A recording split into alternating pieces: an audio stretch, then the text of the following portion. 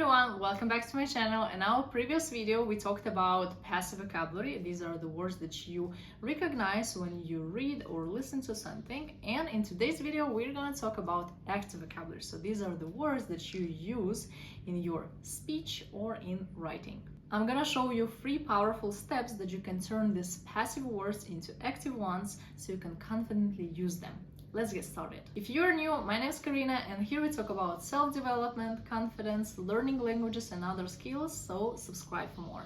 As I mentioned before, active vocabulary consists of the words that you can confidently use in your speech or writing. So these are the words that you don't just recognize, but also you can easily and very quickly apply when you need them. So the first step is repetition and revision. In order to recall the words and apply them easily, you need first of all to keep revising them so they stick to your memory. Flashcards are a great tool, so you can use them to first of all test yourself. There are a lot of different flashcards, but I personally use Quizlet. For example, you can first create a folder, let's say vocabulary, and as I mentioned in my previous video when I talked about passive vocabulary, it's very good to group the words together. So after you created a folder, you can also make a set, let's say about relationship. The best I think is to use up to 10 words in a set, because if you have too many phrases there, let's say 50, it can be quite overwhelming to remember all of them. But when you just separate and you use, let's say, 10 words today, then tomorrow 10 words, then the next day 10 words, it will be easier for you to memorize them. So let's say you made this set and then you put the flashcards, and let's say the first flashcard that I will say it's get married. On the one side you can just write get married, and on the other side you can add first of all definition in English. In case if you, for example, want to say something and then you forgot this word, you can remember the definition and you can explain this word so your partner can understand what you mean. Also, if it's needed, you can add translation. I think on early stages it's okay to use translation, and then maybe when you have already B1, B2 level, it's not really necessary. But again, just go as you feel. So after you have definition translation, it's also good to add some examples. If you don't really have a very big imagination, you can of course Google the examples with these words, but I would personally recommend you to make your own examples that are relatable. Let's say if I say get married, I can say my parents got married in 1990, right? So, and it's actually true, my parents did get married that time.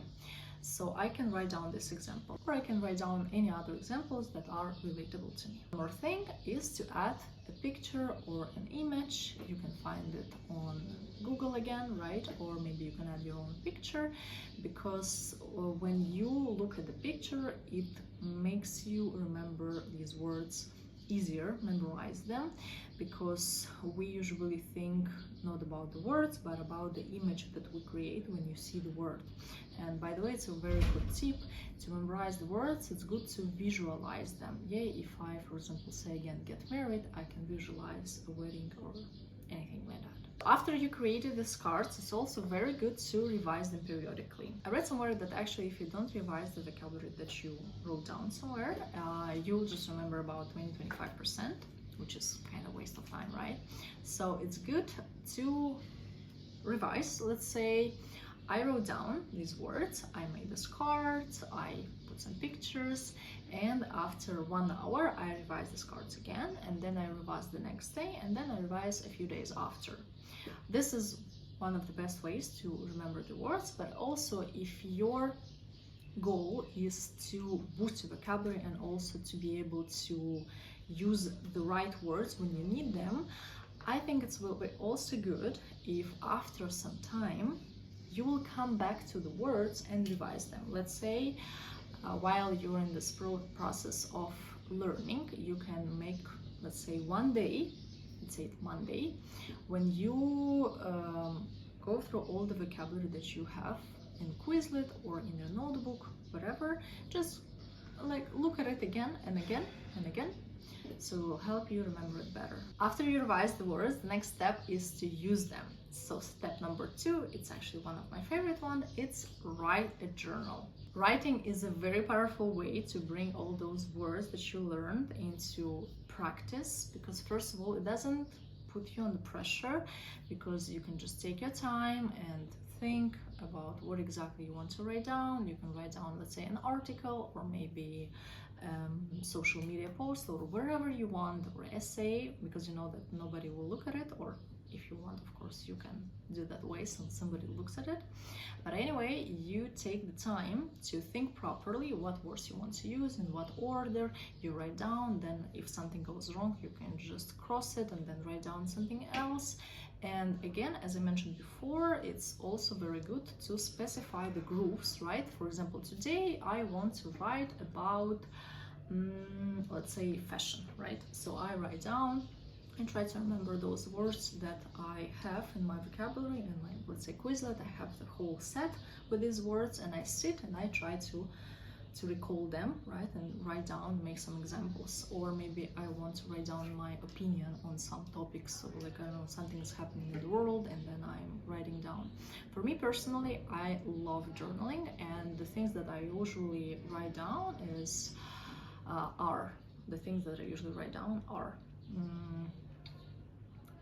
so tasks, gratitude, I try to do it like almost every day.